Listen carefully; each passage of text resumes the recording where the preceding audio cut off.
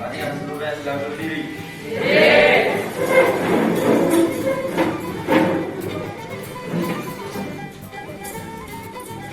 Siap, gerak. Pada ibu guru, bersalam.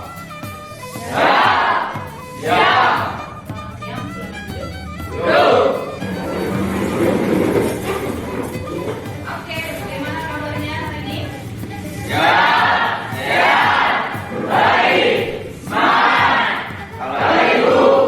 Terima kasih, puji Tuhan, Ibu juga dalam keadaan sehat. Oke, ada yang tidak hadir? Ini ya. Hadir semua, Reza? Terima kasih. Nah, kita lanjut pembelajaran kita hari ini, namun Ibu akan menyampaikan materi yang sedikit berbeda dari sebelumnya. Jadi ini sebenarnya relevan ya dengan pembelajaran kita saat ini di ekonomi, kompetensi dasar kedua tentang pertumbuhan dan pembangunan ekonomi. Jadi pertumbuhan dan pembangunan ekonomi ini kira-kira menurut kalian seperti yang sudah kita bahas sebelumnya, apa indikator terjadi pertumbuhan dan pembangunan ekonomi? Indikator terjadinya pertumbuhan dan pembangunan ekonomi. Apa? Iya, tentu ada peningkatan IPC. Pertama sebelum ke IPC apa? Pendapatan nasional atau Gross Domestic Product ya. Gross Domestic Product. Jadi kalau GDP Indonesia meningkat dari tahun ke tahun, berarti terjadi pertumbuhan ekonomi. Berikutnya, jika GDP ini dibandingkan dengan jumlah penduduknya, IPC-nya, income per kapitanya naik dari tahun ke tahun, maka dapat dipastikan itu terjadi yang namanya pembangunan ekonomi di negara tersebut. Apalagi kalau ditambah dia misalkan terjadi pemerataan pendapatan, jadi distribusi pendapatannya merata, kemudian tidak ada gap, gitu ya. Gap itu artinya kesenjangan. Ada yang sangat tinggi IPC-nya, ada yang sangat rendah. Gap-nya itu rendah, maka itu dikatakan terjadi distribusi pendapatan yang merata. Kemudian berikutnya jika tadi income per kapita, distribusi pendapatan yang merata. Ketiga, tentu kemakmuran dan kesejahteraan masyarakat bertambah. Lalu sebenarnya seberapa baikkah pertumbuhan dan pembangunan di negara kita? Pertumbuhan dan pembangunan ekonominya itu sudah kita bahas di beberapa waktu yang lalu. Nah, yang mau Ibu tekankan sekarang ini, Ibu sedang mengikuti sebuah program Digital Talent Development for Teachers, di mana yang kita bahas di sini adalah tentang ekonomi digital. Jadi secara khusus saat ini misalnya strategi menghadapi perubahan model bisnis dari B2C ke C2B. Apa itu B2C ke C2B? Nanti akan kita bahas dan gali lebih dalam. Nah, kenapa ini penting dan berhubungan dengan materi pertumbuhan dan pembangunan ekonomi? Karena memang ekonomi digital adalah menjadi salah satu solusi peningkatan GDP. Gitu ya.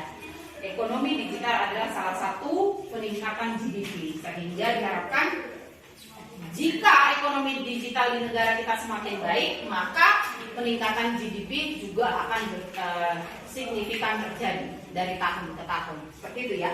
Nah, kita bahas di sini strategi menghadapi perubahan model bisnis. Tadi udah Ibu singgung di awal tentang perubahan B2C ke C2B. Apa itu? Ya, B2C ke C2B. Pernah dengar nggak kira-kira ya?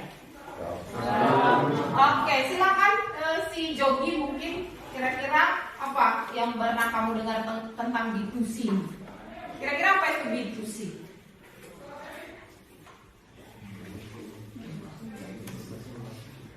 Dari bisnis ke konsumen bisnis. Oke. C2B ada yang mau berpendapat? Tadi kata si Jogi, B2C itu bisnis ke konsumen. Bagaimana dengan C2B? Ya, consumer to business. Jadi itu ya pergeseran paradigma ya, dari business to consumer menjadi consumer to business, gitu ya. Oke, kita lanjut. Nah, coba kita perhatikan dulu gambar-gambar di layar. Kira-kira apa perbedaannya ya? Apa pendapat kalian? Coba, siapa yang bisa? Halo? Ya, silakan si Detran. Perbedaannya yaitu ada di mana hotel yang harus jika kita ingin ke hotel tersebut kita harus datang ke tempatnya, sedangkan yang di bawah Airbnb kita bisa memesannya secara online. Dan di sebelah kanan ada taksi yang dulunya kita harus memberhentikan taksi tersebut jika kita ingin menaikinya. Sedangkan yang di bawahnya Uber, yaitu sebuah aplikasi yang jika kita ingin membutuhkan taksi kita tinggal memesannya. Terima kasih Betran. Jadi ya benar ya, sesuai dengan gambar yang kita saksikan di layar ya. Jadi yang bawah ini Airbnb dan Uber itu sudah menggunakan platform ya. Jadi ketika kita ingin menikmati atau memperoleh layanan hotel, kita hanya tinggal buka aplikasi. Sama seperti juga kalau kita ingin pergi menggunakan kendaraan, ya tinggal pesan melalui platform Uber. Seperti itu ya, itu bedanya. Jadi dari sini bisa kita lihat ya, business to consumer bedanya dengan consumer to business. Jadi kalau business to consumer, dulu produsen ciptakan produksi barang atau jasa, kemudian didistribusikan ke konsumen, konsumen membeli dan menikmati. Nah sekarang itu adalah consumer to business. Bedanya apa? Kalau consumer to business berarti apa yang dibutuhkan, yang diinginkan oleh konsumen, itu produsen akan ciptain produk itu, lalu didistribusikan ke konsumen. Jadi apa yang Anda ingin dulu itu dicari tahu oleh produsen lalu diproduksi. Kira-kira seperti itu. Jadi business to consumer, consumer to business itu perbedaannya. Terlihat tadi sudah dari gambar yang ada di layar. Nah, ini ya. Jadi bukan hanya sekedar membalikan huruf dari B ke C lalu dari C ke B, bukan hanya sekedar itu. Jadi ada transforming, ya transforming apa? Jaringan bisnis dari rantai pasokan tradisional ke IoT tadi, ya kolaborasi dari tradisional lalu berubah ke IoT tadi, Internet of Things tadi. Jadi kemudian, faktor-faktor terciptanya inovasi. Nah, apa yang pertama? Ini data pelanggan. Ini tadi yang saya bilang big data. Ya, jadi sekarang ini saat ini produsen itu menciptakan produk melihat big data. Ya, ada namanya consumer persona. Apa itu consumer persona? Pernah dengar? Consumer persona? Belum. Jadi consumer persona gini. Setiap pelanggan itu punya data yang dimiliki oleh yang ada di big data tadi. Misalnya saya, nama Dian, usia 36 tahun, kemudian sudah menikah, punya 2 anak. Lalu apa goal saya dalam perjalanan hidup? Apa mimpi saya? Bagaimana karakteristik saya dalam membeli barang? Produk seperti apa yang saya sukai? Nah itu sudah ada pada data consumer persona saya. Dan itu ada tadi di big data.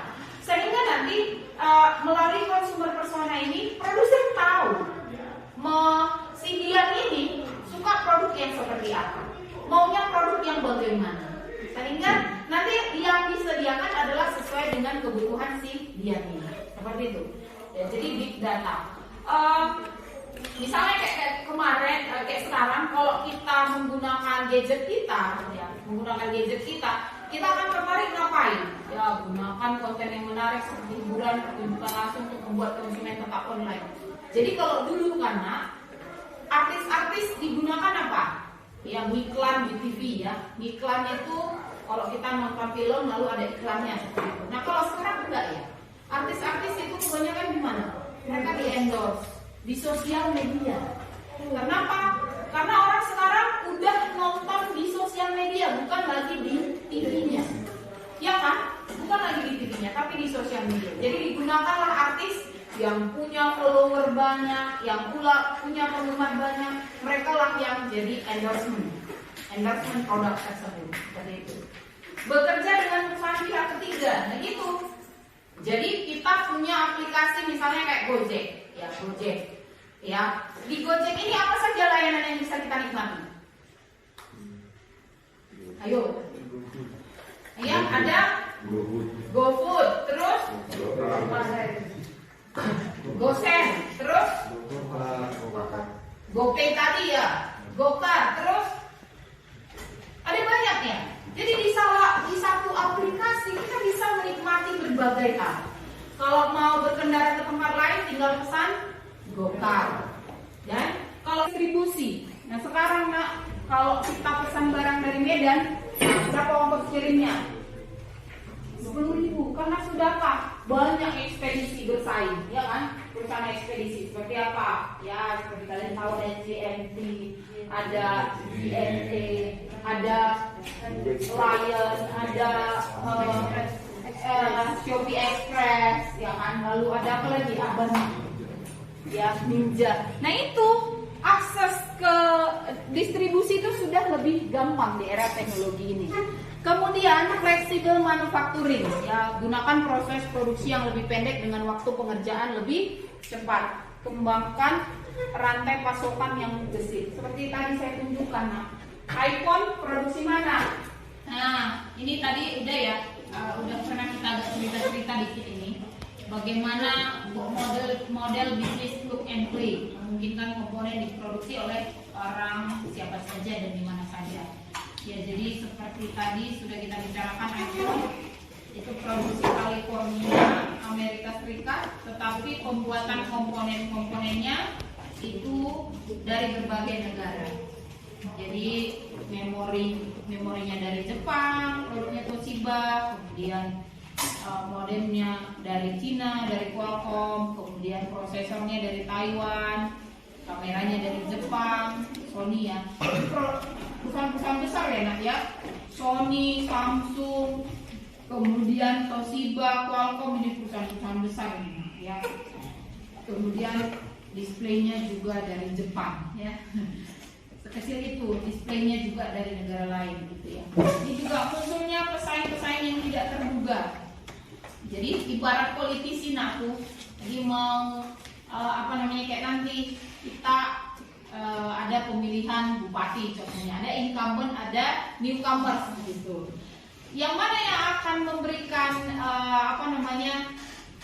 yang akan kita minati, ya kan? Yang akan kita minati apakah incumbent atau newcomers? Kalau di politisi mungkin bisa jadi masih lebih besar ke incumbent. Kenapa? Kita udah merasakan menikmati bagaimana pelayanannya di periode sebelumnya. Tapi akan beda kalau cerita tentang perubahan bisnis gitu ya. Yang mana yang akan paling diminati? Pastinya akan newcomers. Kenapa? Newcomers ini memberikan layanan pasti dengan sentuhan teknologi yang sudah lebih bagus, ya. Si Mirandanya itu yang sudah mulai terlelap itu. Oke.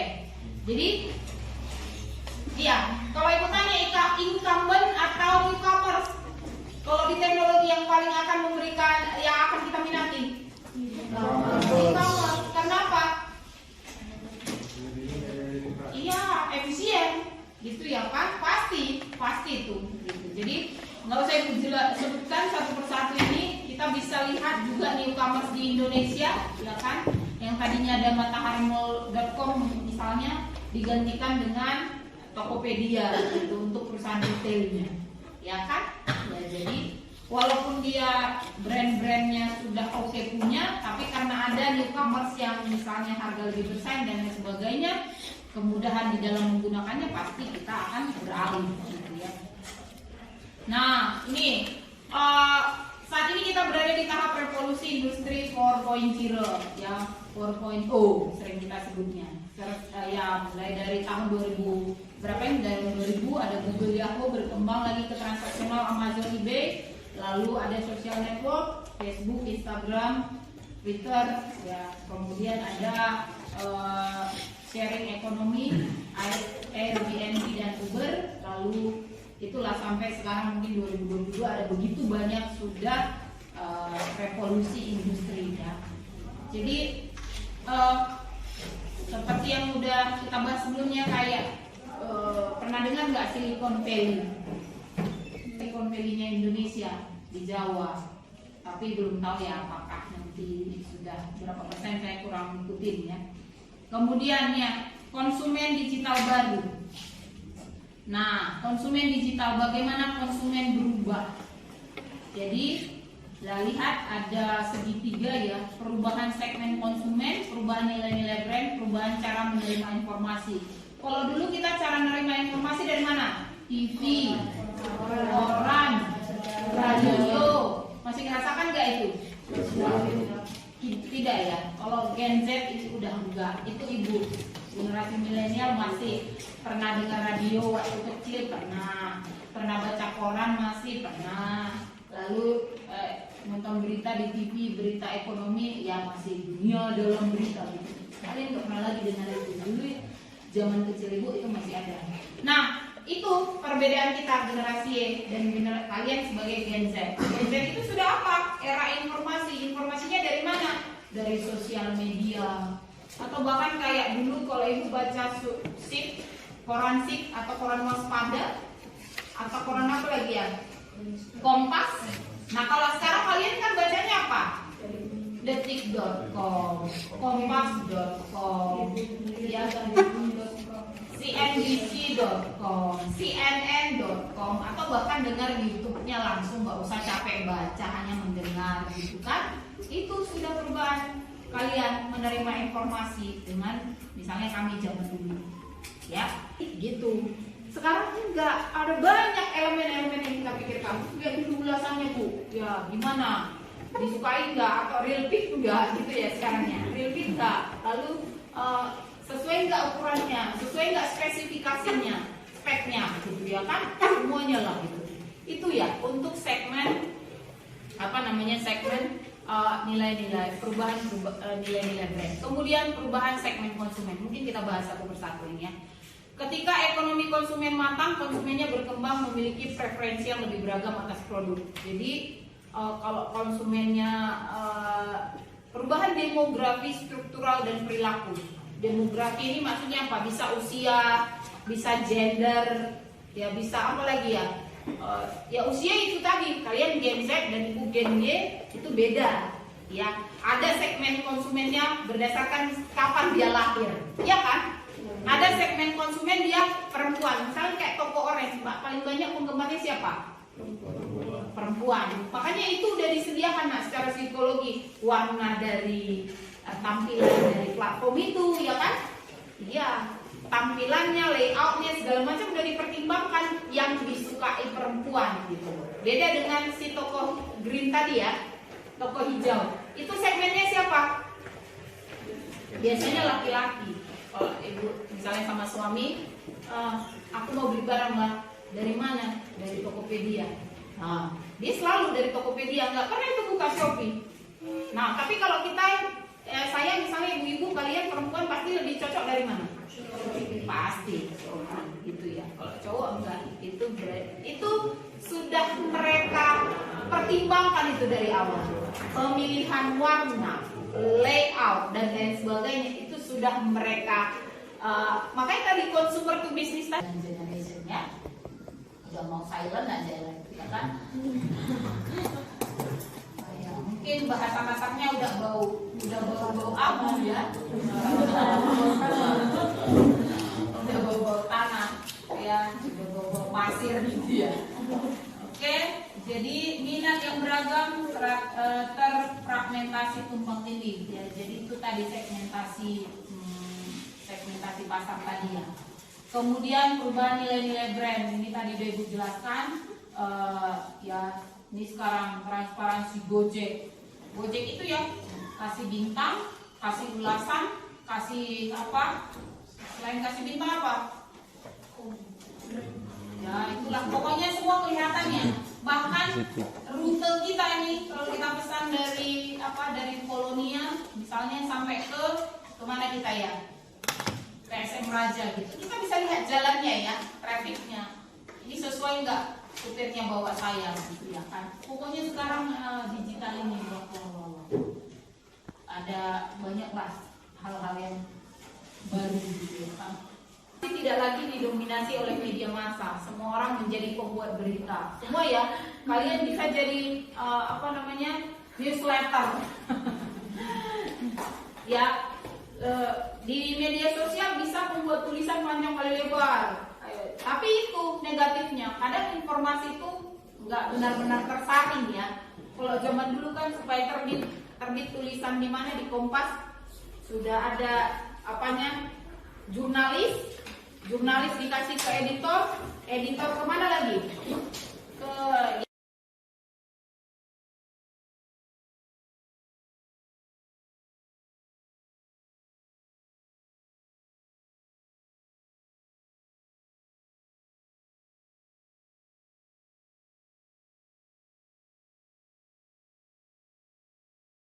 produk yang sesuai dengan persona konsumen 12.41 tadi. Ya. Nah, itu mau kasih tugas dulu ke kalian sedikit. Buat dulu customer persona kalian seperti ini aja, yang sederhana aja. Nama, umur, status, jenis kelamin, jabatan, alamat, pendidikan terakhir, goals, hambatan, solusi. Apa goalsnya?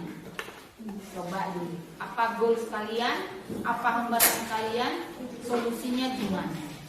Nah, ini tentunya Ibu harapkan berhubungan dengan materi kita hari ini. Perubahan paradigma bisnis.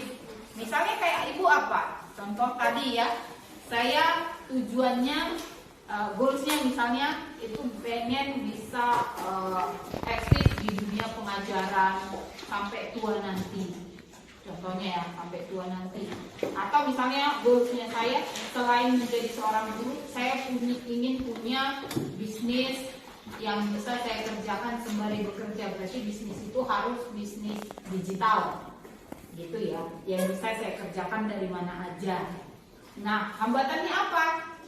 Hambatannya saya belum dapat ide, atau misalnya hambatannya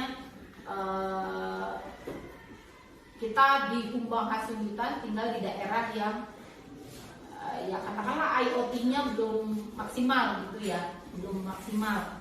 Jadi bagaimana solusinya? Solusinya mungkin saya buat dulu sebuah survei di Humbang Hasundutan, apa sih produk atau yang mereka inginkan, brand atau jasa yang mereka inginkan, agar nanti saya buat usaha itu sesuai dengan keinginan dari pelanggan.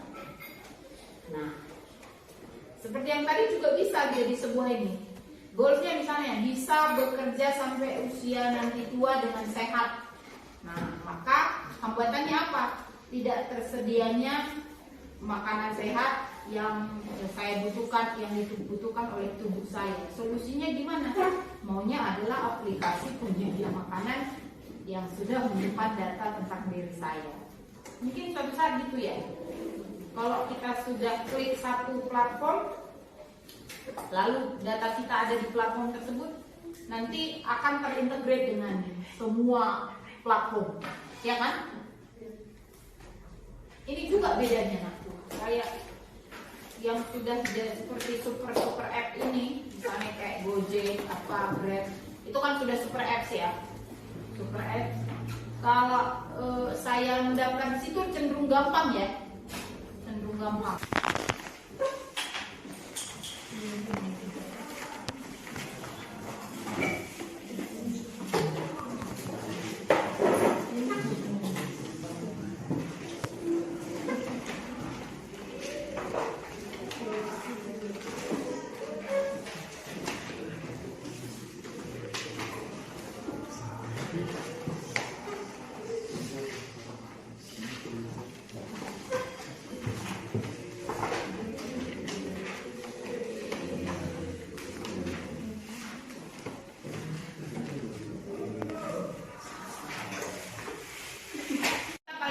Customer persona, coba beberapa orang disampaikan berdiri ya. Silakan, siapa ya? Siapa yang bersedia dulu pertama?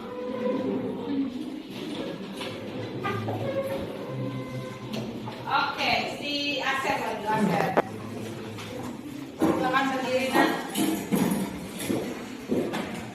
Bapak Pesona, nama Asep Paul, umur 16 tahun, status pelajar, jenis kelamin laki-laki, jabatan pelajar, alamat Lintong Yuta, pendidikan terakhir sekolah menengah pertama ke SMP. Goals yaitu ingin masuk ITB.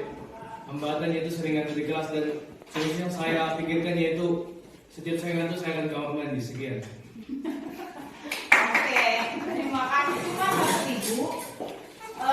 Kita buat goalsnya, kemudian hambatan dan solusi itu lebih ke hubungannya dengan digital, dengan digital. Oke, Pani Mata dulu, ada nggak? Udah. Silakan Pani Mata. Customer personal, nama Panjang Sumia, umur 17 tahun, jenis kelamin perempuan, status anak sekolah SMA, alamat sekolah tertutup, pendidikan terakhir SMP. Goalsnya belajar dengan efektif dan efisien dan mendapatkan yang luar biasa. Hambatannya tidak dapat mengutamakan prioritas belajar. Solusinya adanya media pembelajaran yang langsung mengetahui schedule lesson yang diperlukan. Media pembelajaran yang mengetahui schedule lesson. Emang kita nggak punya schedule lesson? Oh, di media itu. Oke, satu orang lagi yuk. Si Reza, silakan Reza. Customer persona, nama Reza Suming, umur 17 tahun, status pelajar jenis kelamin laki-laki, jabatan pelajar, alamat Lintong Yuta, Kabupaten Subang, Sultan, pendidikan terakhir SMP. Goals yaitu bisa memiliki suatu pekerjaan dengan gaji yang tinggi dan tetap setelah lulus sekolah nanti. Hambatan yaitu sering bermalas-malasan melakukan berbagai pekerjaan atau kegiatan dan kurang serius. Solusi yaitu dengan teknologi digital yang lebih mendukung dalam melakukan kegiatan dan lebih efisien dalam waktu. Oke, terima kasih Reza. Terima kasih semuanya. Masih ada satu orang lagi yang mimpinya besar tentang digital. Ayo, ada satu orang kira-kira. Ada? Nggak ada lagi. Oke, ya sudahlah. Nah, Ibu harapkan tadi sih ada seperti yang Ibu sebutkan tadi, misalnya goals, ya goals. Goalsnya pengen kuliah di luar negeri, udah, ya itu. Hambatan kurang informasi tentang beasiswa ke luar negeri. Solusinya apa? Solusinya maunya pemerintah menyediakan aplikasi yang bisa menginformasikan informasi beasiswa ke semua negara yang memungkinkan, ya, mulai dari informasi tentang bagaimana cara mendaftarnya, bagaimana registrasinya, apa syaratnya, kapan tenggat waktunya, lalu berapa lama saya kalau kuliah di sana, semua itu lengkap informasinya. Maunya ada aplikasi yang menyajikan itu, seperti itu. Atau misalnya ada yang goalsnya pengen meningkatkan kemampuan berbahasa Inggris supaya nanti bisa kuliah di luar negeri. Hambatannya apa? Ya kurang media untuk meningkatkan kemampuan berbahasa Inggris di sekolah. Solusinya apa? Solusinya misalnya kami bisa mengakses aplikasi belajar bahasa Inggris secara gratis pada saat jam ekstrakurikuler. Seperti itu maunya Ibu terapkan. Cuman mungkin ya mana lah ya, udah lapar mungkin ya. Oke, itu saja yang bisa saya sampaikan hari ini tentang perubahan paradigma bisnis. Semoga apa yang disampaikan bermanfaat bagi kalian dan menambah pemahaman dan wawasan kalian tentang bagaimana ekonomi digital, perkembangan ekonomi digital di dunia dan juga negara kita Indonesia. Jika ada yang lebih atau kurang dalam penyampaiannya, Ibu mohon maaf dan semoga kita sehat-sehat dan bisa bertemu kembali minggu depan dalam keadaan baik. Atas perhatian Anda saya ucapkan terima kasih. Selamat siang.